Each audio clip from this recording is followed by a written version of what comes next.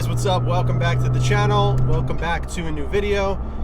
So I wanted to get in the car, have a discussion with you. It seems like this time of the year, every year for me, my mind starts going crazy and start thinking of kind of everything that happened throughout the year, what my plans are. You know, do I plan on continuing with the car and this and that? Do I want to start a new project?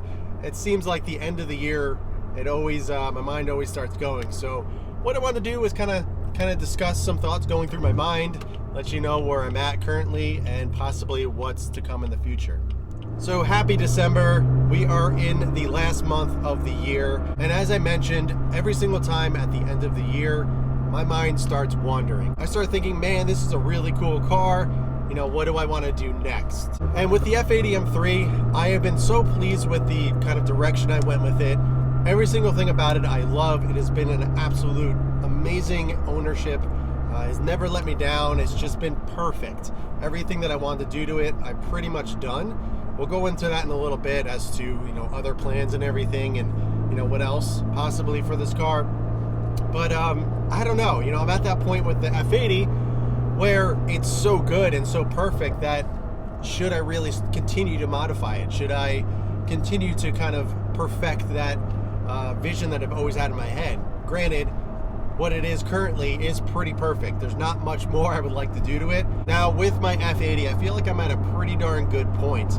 I've really kind of honed in on what I wanted out of the car and what I want it to look like, sound like, feel like, and I feel like I nailed it. I really am super happy with the outcome of this. Of course, there's a few other modifications that I would love to do and I'm still considering doing, but it's at that point, it's at that line, that edge. You know, should I cross over it? Should I continue to modify it? You know, the question that I keep on asking myself is, should I continue to modify it? Should I stop modifying it? Should I continue to try to perfect it and get every little detail perfect? Granted, it is.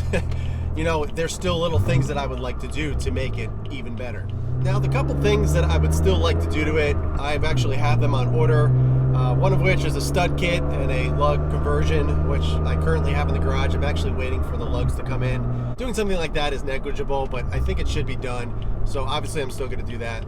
I did order the Millway street camber plates, so I'm going to install those on the KWV3s. Obviously get a new alignment and everything, kind of dial in the fitment even a little bit more. I like to build my cars to completion until I'm completely satisfied with everything. I've done everything I wanted to do to them, because in the past with other cars, I've, you know, built them up, but there was always a few things left that I wanted to do, and then I sold it and I ended up regretting it because I never did those, you know, last couple things. So with this one and previous cars that I've done, I've learned that I'm gonna make sure I do 100% everything I wanted to do, and then, you know, possibly think about selling it. But, you know, there's a few things here and there. I got a few interior bits coming, the camber plates, the stud conversion kit. The last major thing I would like to do is the GTS hood. Now, I personally would like to do an OEM hood, which is quite a bit of money, and trying to find a mineral gray one is pretty hard. But, you know, I'm keeping my eyes peeled. But either way, it's one of those things that I for sure want to get my money back on. Not that I'm too concerned about that, but we're talking about a decent amount of money. So, you know, do I just go aftermarket and get a, you know, aluminum hood, GTS hood, get it to fit properly and get it painted? Or wait for that OEM one, or just not do it at all? You know, these are the things that I constantly think about, you know, on the daily. Being a car enthusiast, I'm always thinking about the next thing and what I should do. But a GTS hood is probably the last big thing I would like to do to it.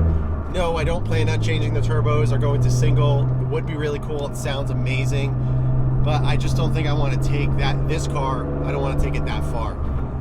It would be a lot of fun. It would be cool content. But again, I don't know if I want to take that car or this car there, just because it's so good, you know, so good how it is. Driving it on the street, you know, the twin turbo setup, having that low end power, being at the power level that I'm at with stage 2, it's a lot of fun, and I don't want to take away from that by going to a single, losing that low end. Granted, it sounds incredible. I don't think it's worth the investment to get to that point, at least for me, considering where I'm at with this car. What am I thinking about? Well, I'm not gonna lie, the GT3 is still in my mind. I think with anybody, that's still gonna be on their mind. But also a G80 M3. Now, I get it. Why would you go to a G80 M3 when you have a really nice, perfectly built F80 M3, and while I still actually prefer the F80 M3, I still have that wonder in my mind, what would a G80 be like? You know, would that be really fun to build? You know, what kind of experience would I get out of it? I still have those thoughts. I think it would be really fun to build one, and to be completely honest, one of my dreams, my absolute dreams, is to spec out at a dealership my perfect M3. It always has been a dream of mine to do that. You know, I think it's so cool to be able to pick the color you want, the interior, all the options, and get that cool experience of picking it up, you know, seeing it for the first time, driving it for the first time, driving it out of the dealership kind of thing. I think that would be amazing, and it's truly a dream of mine. I don't think you guys realize how big of an M3 fan I truly am. Back since I was a kid, I obsessed. And when I say obsessed, I mean obsessed over these cars. You know, this is not a new car to me in a way. You know, I've obsessed over these cars for a very long time. So I have always thought of building my M3 to spec from a dealer. Would be the coolest thing ever. My dream would be to do a Euro delivery, but they don't do them anymore, unfortunately. But being able to spec that out, possibly doing the M Performance delivery down in South Carolina, I believe it is, would be really fun. But I don't know. I think it would be really cool to build a G80, but if I were to do that, the F80 would have to go. You know, I think it would be redundant to have an F80 and a G80, though it would be really cool. I don't think it just wouldn't make sense to have both of those cars at the same time. So the F80 would for sure go if I were to go to a G80. But yeah, it's been a dream of mine to build and spec out my M3, whatever the generation is or was, you know, at the time of me being able to do something like that. I think it would be super cool to do that. Obviously take you guys along for the ride and everything, showing you the experience, obviously building it up. Same scenario that I do with my cars currently, but I don't know. What do you guys think? A G80? Should I sell the F80 for a G80? Would you want to see one on the channel? I don't know. Again, the F80 is perfect, but the thought of speccing out and building my dream perfect G80 M3 would be a lot of fun. And of course, the GT3 is on my mind. Now, the GT3, I think we can all agree on, is a lot of money. I don't care what financial standpoint you're at, getting a GT3, it's a lot of money. It's going to be the most expensive car I have ever purchased in my life. There is no question about that. So when I start thinking about one, I start to think, make sure you do it right. You know, if you're going to be spending this kind of money, make sure that you get exactly what you want. And in order to do that, a 991.2 is where I'd want to be. I'd want a manual, I want the buckets, I want it in guards red, you know, I want my perfect spec. And at this point, spending $200K on a car that's technically worth around $150, it's tough to kind of, you know, bite that bullet. Granted, I know the experience would be amazing and I would love it and it would be perfect and I wouldn't really think about what I spent on it, but you know, being realistic about it, especially with three young girls, you know, is it financially smart to be spending that kind of money on something so selfish for myself? You know, I have an issue of being selfish in a way where I feel guilty about spending money on my hobby here. Even with the F80 M3, it's always that layer of guilt.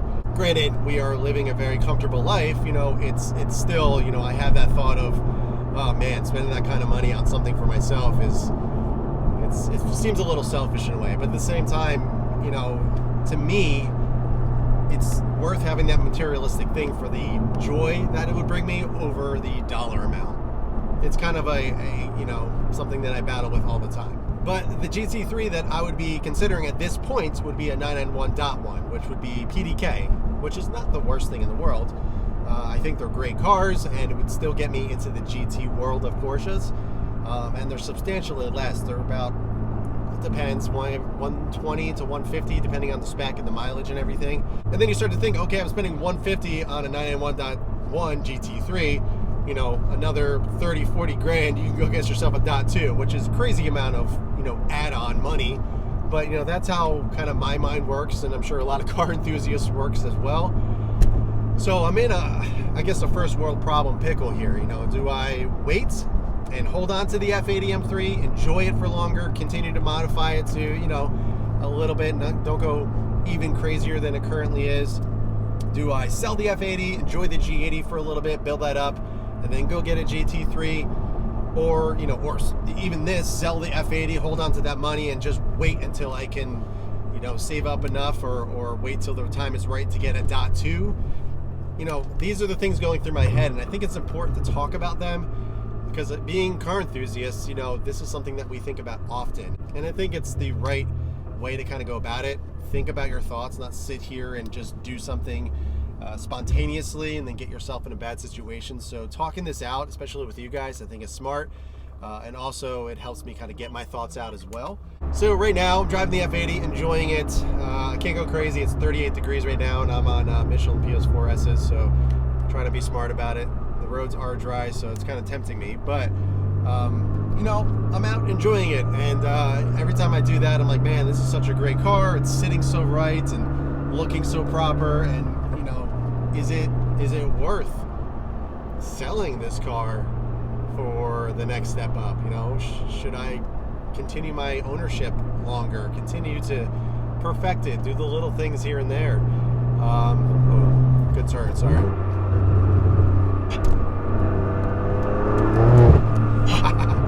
You know, it's not about the F80 not being a good car, or I'm tired of it, or there's nothing else to do to it. It's nothing about that. I think it's more about the opportunity that I see, the position that I'm currently in my life. You know, seeing that next step become a reality. You know, should I go for it? Should I take that opportunity? You know, sometimes opportunities present themselves one time, and if you don't take them, that's it. You'll never get them again. So it's kind of that situation where I'm like, hey, I see an opportunity here. Should I go for it? Should I make that sacrifice of selling the F80 and going for something, you know, like a new G80 or you know, a GT3 of my dreams, you know, that kind of stuff? You know, is it worth that sacrifice? So let me know what you guys think. Should I keep the F80, continue to modify it, continue to share my journey on it, sell it, get a perfect G80 to my spec and build it on the channel for you guys, or sell the F80 and get a GT3? You know, I don't know if that's going to be today, tomorrow, or next year, but you know, at some point that would happen. So let me know what you guys think. What do you think the best option is? Either way, I don't think I could go wrong, but I'm really curious to hear your thoughts, kind of bounce some ideas off you guys. You guys are always so helpful and kind of help make me think sometimes more logistically and more realistically sometimes. So it's always nice to get your feedback. So let me know in the comments below. All right, guys, so I'm going to wrap it up here. I hope you enjoyed that. It is so fun to get the F80 out, not have a destination, and just drive. That road that I was just on at the beginning of the video was actually the road that I took the GT3 on. I actually stumbled upon it when I was driving the GT3 and I wasn't sure where it was, so I was on the hunt to find it again, and I found it. Such a cool road, so much fun. I actually had to be way more tame with the F80. It is so much easier to get the rear end out on this than the GT3. The GT3 can put the power down so much easier, whereas this is it's a little bit loosey-goosey out in the back, so I had to be really careful.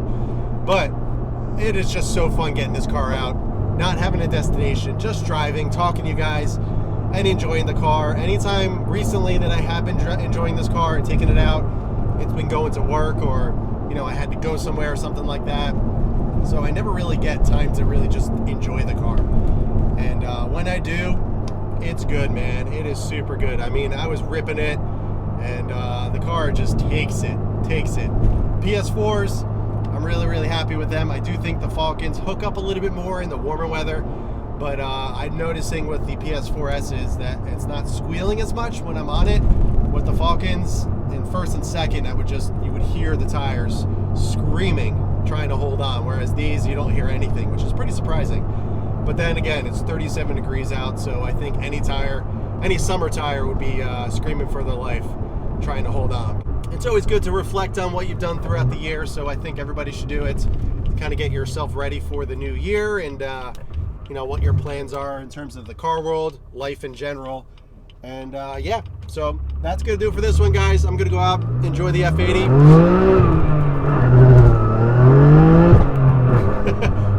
more, and I'll catch you guys in the next one.